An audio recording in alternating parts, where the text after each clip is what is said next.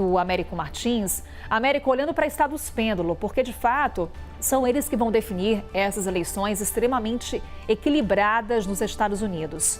Quando a gente olha para Arizona, Geórgia e Carolina do Norte, quais são as peculiaridades, particularidades desses estados? Quais são os temas que os eleitores desses 3 estados levam em conta para a definição de voto?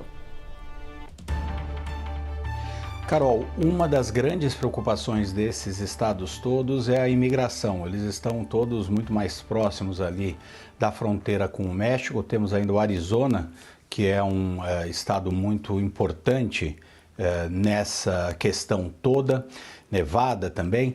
Então, a questão da imigração é uma das questões muito importantes ali. A Carolina do Norte, que mostra a maior aproximação entre a Kamala Harris e o ex-presidente Donald Trump, é uma surpresa, porque ali o ex-presidente Donald Trump vinha muito bem e ele venceu as eleições em 2020. Ele conseguiu derrotar, foi um daqueles estados ali na região do Cinturão do Sol, como eles chamam, esses estados mais ao sul, foi um dos estados em que ele conseguiu vencer o presidente Joe Biden por uma margem muito pequena. Esperava-se até que ele teria um desempenho melhor por lá.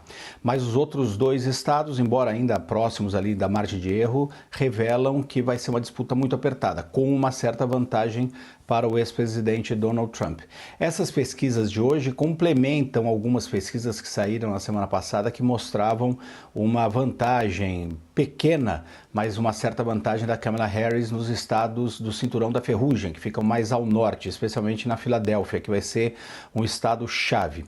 Os 2 principais estados entre esses estados pêndulo, Carol, são a Geórgia, que mostra aí essa vantagem que você acabou de revelar nessa pesquisa do New York Times, uma vantagem para o ex-presidente Donald Trump, e a Pensilvânia, que mostra uma certa vantagem, também mínima, mas uma certa vantagem para a Kamala Harris.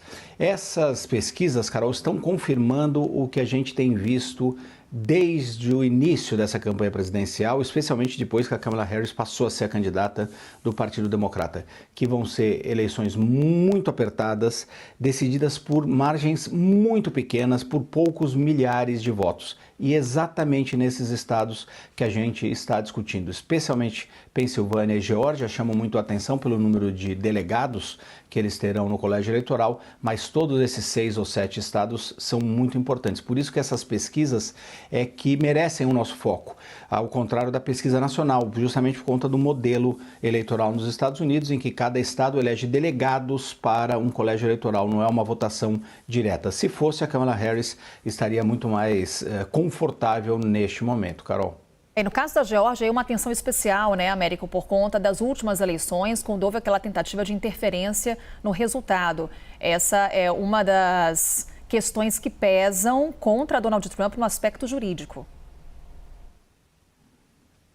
Sim, ele continua respondendo essa questão, não vai ter um julgamento antes das eleições, então nós não teremos ali uma definição das acusações contra ele, dessas acusações criminais. Lembrando que o ex-presidente Donald Trump é o primeiro ex-presidente a ter sido condenado de fato pela justiça criminal americana. Mesmo assim, ele pode concorrer, porque não existe uma lei da ficha limpa lá nos Estados Unidos, e ele também ainda não sequer teve a sentença dessa primeira acusação contra ele. Ele responde a 3 outros processos com muitas outras acusações. E a Geórgia é um caso muito importante por conta da clara tentativa de interferência do então presidente Donald Trump no final do processo eleitoral lá de 2020, já início de 2021, quando ele pressionou várias autoridades eleitorais a tentarem conseguir, segundo palavras que foram gravadas dele, conseguir os votos necessários para derrotar o atual presidente Joe Biden, que venceu as eleições, então candidato do Partido Democrata. É um dos estados politicamente muito sensíveis nessa disputa, segundo essas pesquisas estão mostrando, uma vantagem neste momento ao ex-presidente Donald Trump. Agora, Carol, no final das contas, a gente vai saber isso tudo no dia da eleição. Porque, além de tudo, como o voto nos Estados Unidos não é obrigatório, vai depender muito de como os 2 candidatos e os militantes, tanto do Partido Republicano como do Partido Democrata, como eles vão tentar fazer com que os indecisos votem, como é que eles vão tentar fazer campanha no dia, como eles vão tentar primeiro, eles mesmos irem, obviamente, às urnas, mas tentar criar aquela onda, vamos dizer assim, tanto do Partido Republicano como do Partido Democrata, para que as pessoas, de fato, compareçam às urnas no dia 5 de novembro. Obrigada, Américo Martins, com análise para a gente sobre as eleições nos Estados Unidos.